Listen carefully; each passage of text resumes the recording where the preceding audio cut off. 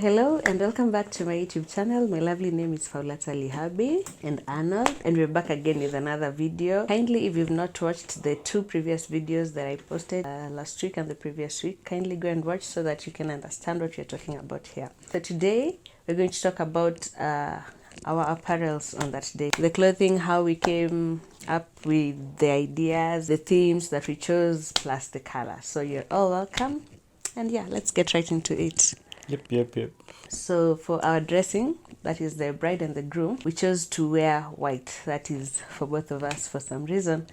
I don't really know why. I guess because most times gowns nakwanga white. So for you, as it was almost like automatic. Yeah, it was obvious. But I don't know. I think I got some inspiration. I just wanted to do something like if I have white, I wanted a touch of gold. Just something to do with gold somewhere in that gown. So at first I thought it was not possible because it also depends on the tailor. Yeah, that you're going to meet up. I actually did rounds with a few, but I finally settled on one, and I can say it wasn't so much challenging. The only difference was in the cost. Ni kama kuna kitu ilikuwa inapatia pressure nguo yako. Kwa nini? Nguo yako. Nilikuwa nimesikia gown kutoka 120,000, wengine wana import. Sasa hizo mimi na wako na budget. Ni shida online. Alafu ungekuwa umeanza kunipatia pressure, mimi nataka gown yako ya kuimport. Ishipiwe SG. It was stress, yeah? But I remember even before we settled on a tailor, we had I think there was a friend who took you around, and then you went to town, visited those bridal shops, and you were able to see like a few gowns. Yeah, and I was able to know the range of the dresses. Yeah, actually wanted to know the range. I wasn't available, but yeah, he represented me. So the range was from like 25k, but according to him, it's like the gowns that were like 25k. 25k was like the minimum price. The starting price, yeah? Yeah. The least. So ilikuwa wapi ni River Road ama ni wapi? Downtown. Kama downtown, yeah, somewhere there. So the price was like 25k the least. Na sasa sisi tulikuwa tumeshtuka like what? According to our budget, that was not matching it. So I think we were just worried, but at least we knew the minimum range of 25k. But also according to him, he was like, for this 25k, I still believe that we can get something beautiful, because he was not so much convinced that these gowns bado tulikuwa tumeconsider kuhaya. Siku tupanga hizi bridal shop zilikuwa zina hire poa sana. But sasa kama bridal shop ina hire for like 25k. Na the same price unaweza top up kidogo. Actually some were even more expensive for like 30k. Like that is a gown that you see and you're like, wow, I would want that for my wedding. Here sasa unasikia 30k and there's one you can buy for the same 30k. It wasn't making sense. Sure. But also in comparison, the one that you're buying for that 25 or 30k wasn't as pretty as what you were hiring. So I guess that is where the difference comes in. So according to me, I wasn't like for that idea of hiring at all. Unahaya, unalipa na pesa almost 3/4 of the amount uchunge buy. Alafu at the end of the day unarudisha. It's not adding up. Hakuna utamu hapo. So I think I'd rather just remain with that cloth and sit there. It will be reminding me of that. Tukuna watu haya. Unaweza haya? No. So at this point, yes, I had an idea of what I wanted, but I also wasn't sure because I was also working with the budget. So whether I chose like mermaid dress, like the mermaid dress, or that Cinderella ball gown, I wasn't really sure, because I was like, whatever will go with my budget, that is what I will go with. But at the end of the day, I also wanted something that was pretty. So this is when we got a chance and we talked to our best couple. Luckily, the lady was so nice, and at least she was so familiar with these things. So she had a tailor as well. And one day we just set an appointment. We went and checked her out. I tried explaining what I want. Actually, we changed this design like 3 times because we went to visit the tailor, but I was not with Arnold. So later on, I used to share the information with Arnold. So according to Arnold, he was like, for a gown, one of them we had settled for did not have like the net part, the lace. So Arnold was like, no, Harusi ni neti, Yohan. Harusi ni neti. He was not convinced that a wedding dress would look nice. That's the lace, the lacy part. So we just had to adjust a few times, but luckily it all worked out just fine. We got the design finally, and everything was set. Now the work had begun. Yep. And apparently, I had visited another tailor before, but the price was way higher. And let me just talk about the theme right now, because we had selected a sort of an African theme. But when I approached the first tailor, it was so expensive, almost the price of the normal gown. So I was like so confused. So at some point I was like, I have to change this because it's not matching my budget. And I thought it was just too much, and I thought it wasn't worth it. So at the end of the day, that's when we settled for the gown. And we decided to go with that.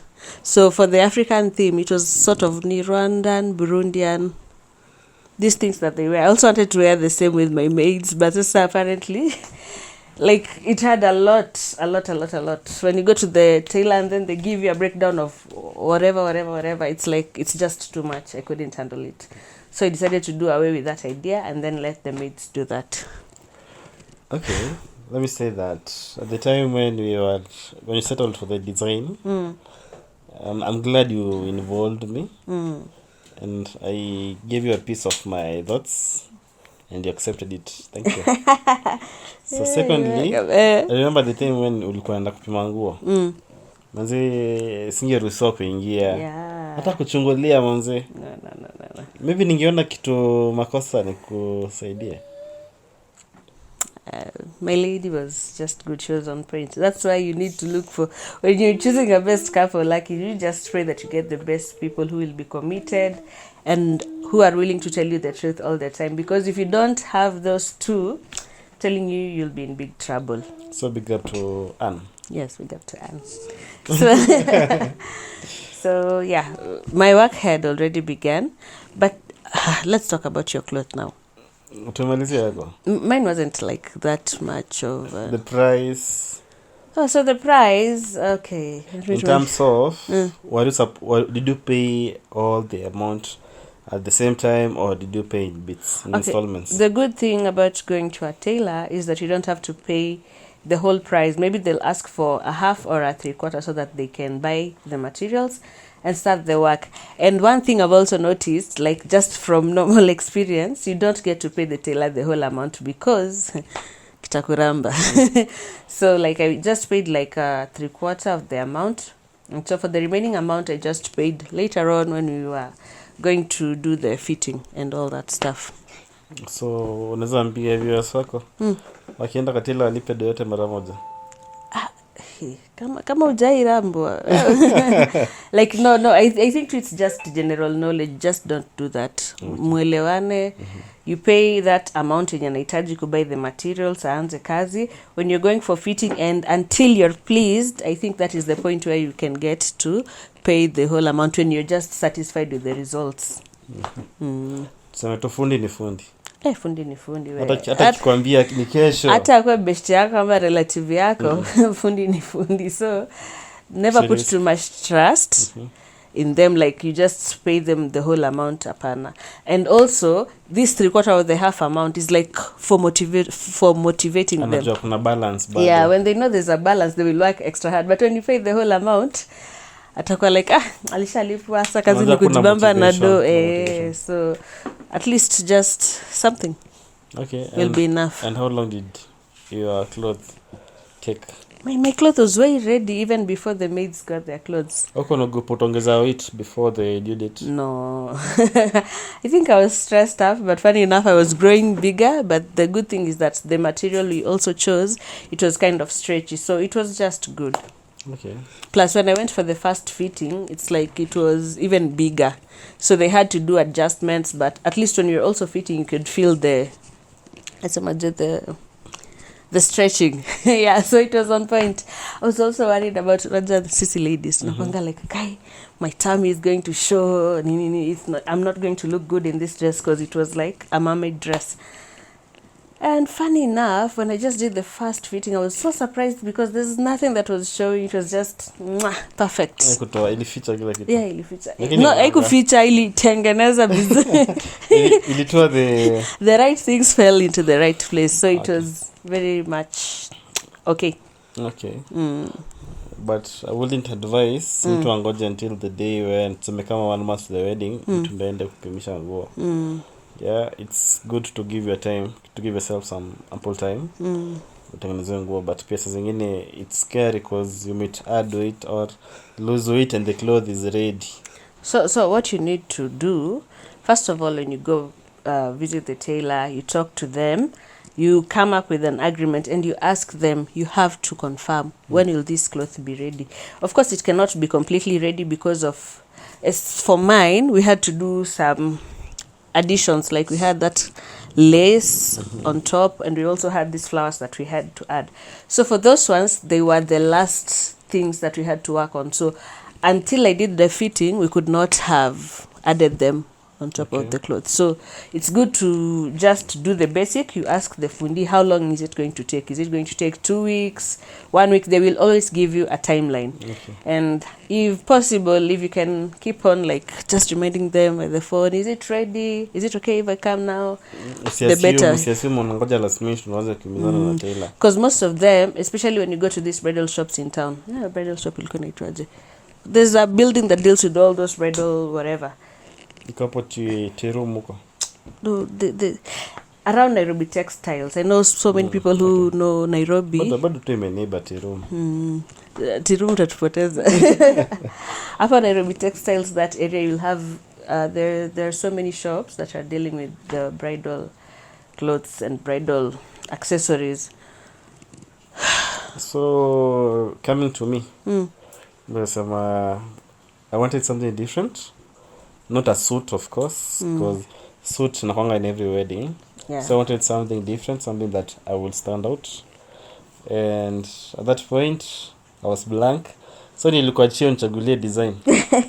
And you did a amazing job. It wasn't easy coming up with the designs because I think we shared so many photos, but our worry was also, hey, is the tailor going to give us this end product? That was the worry. So I think for years we had so many designs that we looked into, but they were not just, I don't know, convincing or something. And then we were just scared. What if the fundi does not give us this end product? So nakumbuka we had time because mimi nilikuwa najua nguo yangu hangi take long, but then I was scared because the fundi different fundis wanaweza put the same design but we tried differently, completely different thing. Yeah. So I remember I was referred by one of my friends. Yes. Alinirefer to a fundi mwenye alikuanga ameona kazi yake, and I started engaging the fundi and I gave him the design. I could show along, yes, but I guess the final product when he produce tulifeel ni kama okay, it was good at that moment ama for a different occasion, but for the weddings kufeel ni kama meet the expectations which we had. Actually, the guy did a good job generally, but we had a problem with the top inside. As I had mentioned earlier, we had chosen an African theme, so we wanted to do both African, but mine didn't work out quite in that direction. So for Arnold, it was purely an African theme. So it was a 3-piece. So I don't know if I should call it the second piece, the t-shirt, the shirt, the shirt, the trouser, and an agbada. It's called agbada. Yeah. So for the shirt, I think he didn't actually do quite a good job because there were problems when it came to fitting. It was not fitting right. And also, there was a part where you were supposed to have some embroidery, so they did it in the opposite direction. So instead of it appearing in the front, it went to the back side. So I think at that point we were just like, we can't do this anymore. So we decided to look for another tailor and then we did another different design because we didn't want to kind of like fall into the same place with that. So he did a good job generally, but the shirt thing just went off. So when we went to approach the other tailor, actually it worked. So this is also a lesson for people, especially when you're going for these tailor-made clothes. You need to look for a good fundi. Sometimes they're very, very expensive. And I also understand that sometimes you're working on a budget. So if you can get someone also who you've seen their clothes and you like those designs, the way they've come up, talk to those kind of people. Because as for us, we didn't have so much knowledge based on that. Normally, we don't do those African clothes. So it was a very, very big challenge. But also, the best couple also came in handy at the time. Sure. They were the one who introduced us to this other fundi. And he did a good job. We had to look for another design and it worked perfectly. Yeah. So that shirt, actually, you had to do another 2-piece. It ended up being even more expensive. So, the first fundi which we had consulted, the price was it reasonable or was it? Yeah, it was affordable. It was affordable. It was a good price actually. Yeah, and that's why we had settled for him.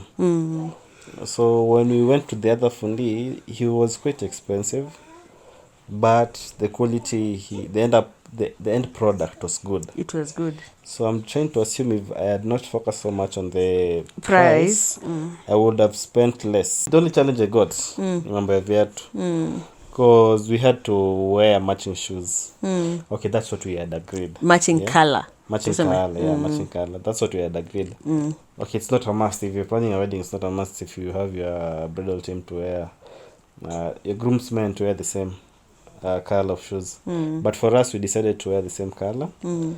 But the challenge came when you were going to buy the shoes. Not everybody was available. But at least the day I had agreed with them, most of my men were available. Sasa shida inaingilianga, mnaenda mnabai viatu. Okay, mmeenda kwa shop mkapanda viatu. Mkabai. Then you take a photo of the shoe. You share it to the group. When you wanaona, they see kila mtu anaona. Bwana kubeka tu yenye ukikuja in person on the material day unakuja kuona you brown. Okay, I think men also have that challenge. Ya color. Kiwaambia a certain color, tuseme kama ni a certain shade of red ama a certain shade of brown. Hao wote watano ukiwatuma in different shops, wote watakuja na different shades. I guess that's the reason why you should all try mwende nyote pamoja. Ama at least utafute mtu mwenye shabai kama anaweza kupeleka. It's usually good. And if for that to matching purposes, sometimes I think it looks neat. But pia ingekuwa possible mtu anatuma anabiwa kiatu anasema shoe number. Shida ni number hiyo fitting different na miguu zenyu zingine sijui ziko nono, sijui ni shida tu mingi. Sawa. Kwa ladies pia I think there were a few challenges. Hiyo color specific tulikuwa tunataka sijui kuko inapatikana that specific time, so kila mtu tu alijisort, but somehow on the material day viatu zilikuwa sawa. Mimi hata siku notice like any difference, zilikuwa tu sawa. I wanted them to wear flats, but walikuwa like no, we can also do heels with this. So I was open to the idea and actually they looked good. Ndio reception watu walivalia tu. Watu walivaa raba, sijui waliamua ni msakato. Okay. Sasa tungevalia open shoes. Kwa nini? So it was challenging. These are some of the challenges, but too kawaida ni vitu za kawaida, si vitu eti ni mbaya or anything. They do happen. Sure. So you should just be open-minded about it. Usione kiatu ya mtu inakaa red, inakaa orange na umechagua that red inakaa maroon alafu kasirike on your day. No, these are not things that should make you angry. Ni zingine tu unaangalia tu na una decide. You set your mind free, enjoy your day. Ni kitu ndogo ya kuharibia siku. Ndio. At the end of the day hivi vitu ni zao. So hata mtu avae kitu yenye anamfanya akuwe comfortable. Yeah. I would say that the best couple played a very big role. especially on the fundis, on the colors, on the materials, everything. Yeah, they really helped a lot. Like walikuwa na sisi kwa ground, yani kuna time hata nashindwa ku make a decision, but tuko hapo na yeye ananisaidia hata ku find options, anaongea na fundi, so fundi pia juu amework na a lot of these things, ana bring up ideas on board, and you're like, okay, I didn't see that, but sasa you should also be open minded. Una welcome new ideas, and they just worked perfectly. So it's a good thing to have a good team behind you. By the sisi kali display tulikuwa tumechagua nguo zingine kali before. But I don't know, it didn't work out, so we just stuck to the African theme for my ladies. Alafu sasa wazazi. Wazazi tulikuwa stressful. Mtu anaweza ona wazazi wetu walikuwa smart, but it was stressful to settle on those clothes. Nikuulize swali. Before harusi, did you know you were supposed to buy clothes for your parents? Okay, during my parents' wedding, my parents bought for their parents clothes. Ulikuwa mkubwa at least. But I didn't know, nilikuwa najua vitu zingine zimepitwa na wakati. But then I just thought my parents would feel good if definitely. they were bought clothes by us. Maybe our children will buy clothes for us. Okay. So for me, I think my parents said it when we were quite small, so we didn't know anything about all those things. And it's not something I had in mind, but even if someone had introduced me to that idea, I would think like, it's a good idea. But remember, you're also working on a budget. So parents wamekuja. Vile nilisema tu mara ya kwanza, most of the things ukikuwa na idea ya what you want to achieve, what kuna vitu mingi sana kwangia unajua this is your responsibility. So among them ulikuwa the parents clothes. Yani hata ikuni hit, but okay, it's not a bad idea. Hata mimi ningependa like my parents were shine on that day. So the moment it was mentioned, that's when it hit me, and I was like, what? Bado kuna kazi. So we decided to go with that. There was no problem. So the challenge came in when we were supposed to look for their designs. Nakwambia tulitafuta design almost at dakika ya mwisho.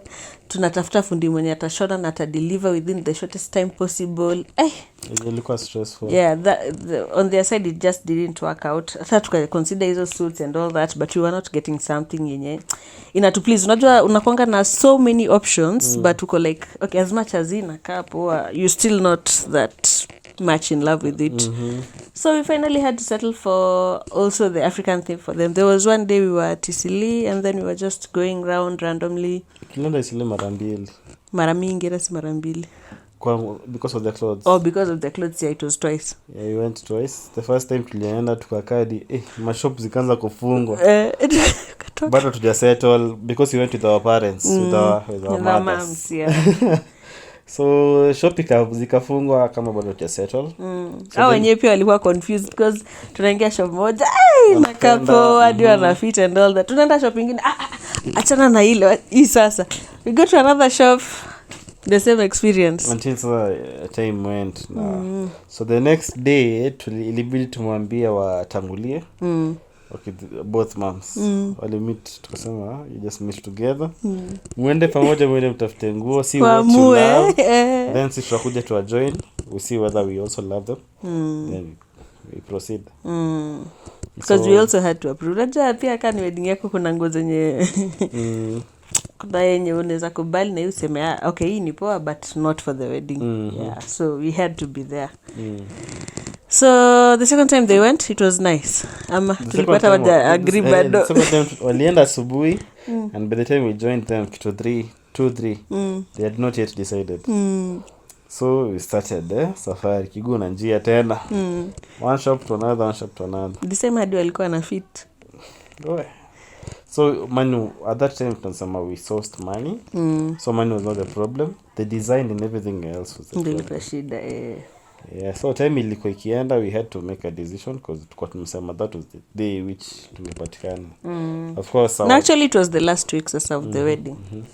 So that's the day when walipata design, and I can say that we both loved them. Our moms loved them na sisi tulizipenda. Tuliwasaidia kuamua.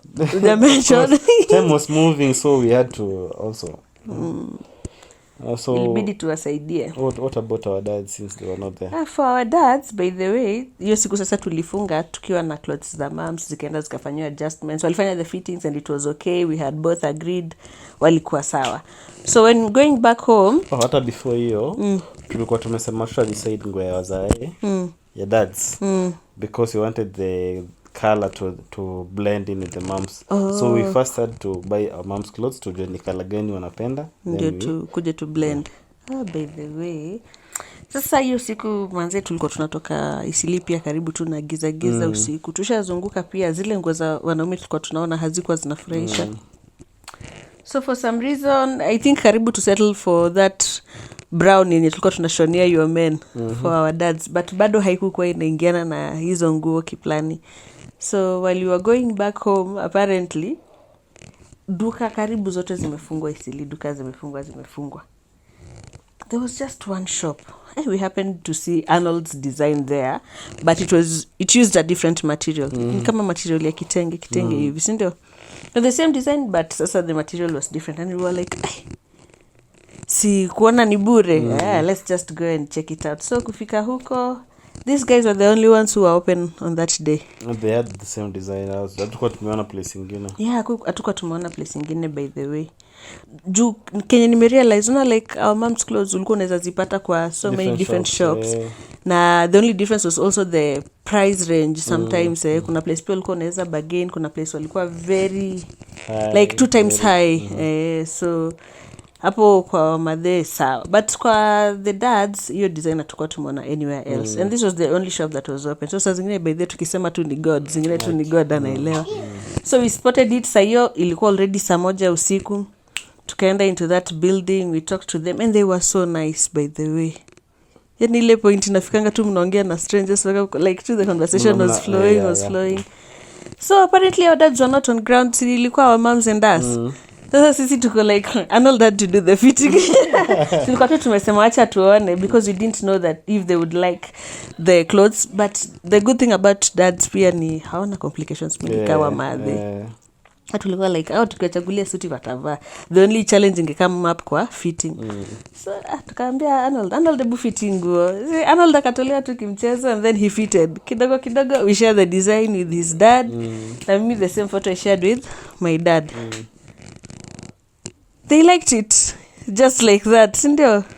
Hapa kwa na story. Hapa kwa na story, I can't remember. Tulitoka nazo the same day ama I guess tulirudi kweli. Because I remember my dad alikam kufit. But haiko happen the same. I guess tulirudi the following day. Na nini tulifanya ndio wasiuze hizo nguo? Juu hakuna guarantee tukienda urudi. I can't remember what we did. But the next day I remember my parents. Kama your dad kuna fitting kuna vile ilikunjwa, si ndio? But wewe ulipima. Nilipima, yes. But my dad alikam. I guess tulikuwa tumeagree the second day, the following day tukuja na our dads to fit.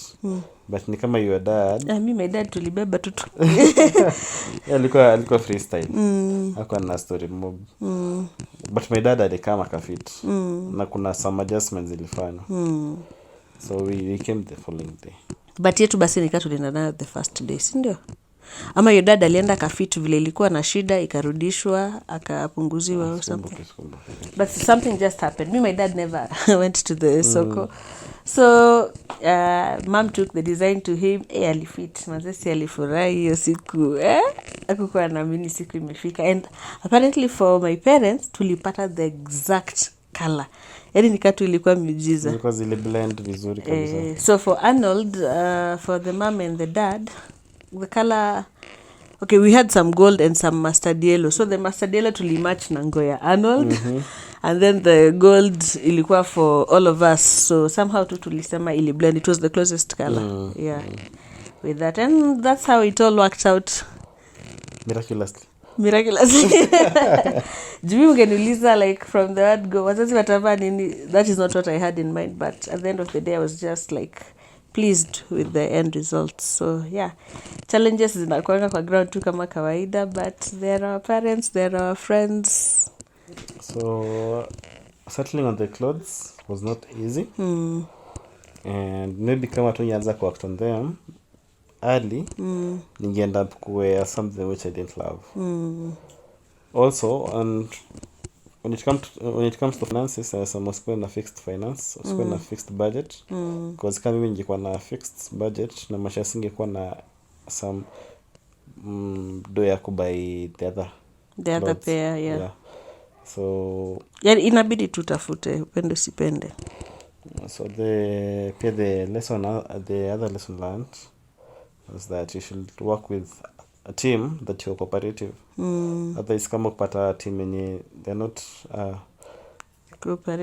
cooperative and everything, itakuwa hard for you to make progress while planning for your wedding.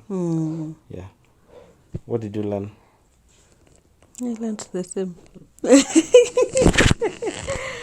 I was just happy that at the end of the day, looking back, it all worked out for our good. Inaweza kuwa it wasn't perfect. Everyone is always like, I want the perfect wedding at the back of their minds, but at the end of the day, those imperfections also are part of making the day just perfect. Yeah. So kuna mtu unaweza angalia tu sasa huyu aliamua tu ashone nguo yake hivi ama hivi viatu unaenda afu umecheka hata sikukasirika. So at the end of the day it was just lovely, na mimi nilifurahi that it happened. Yeah. Na at least wale wenye tulichagua na tukatembea nao throughout that journey, hakuna mtu tuliacha nyuma because of this and that. Yeah. So we all pulled along na it was nice. It was a great day. So funge. So ukipanga harusi ama you're dressing ama you're planning for something, always be open-minded. You will always be given ideas by so many people. Zingine you take in, zenye zinakusaidia, zenye zikusaidia unaachana nazo. Usikuwe too fixed to your own idea, because sometimes your own idea is not even going to work. So bring people on board wenye unajua watakusaidia, watu watakwambia ukweli.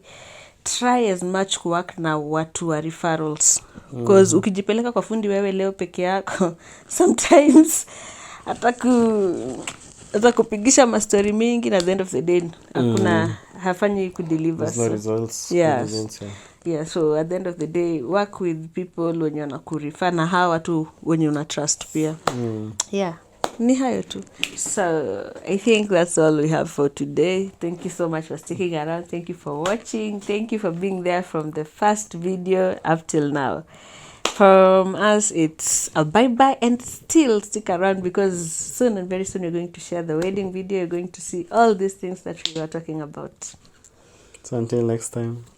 Bye-bye.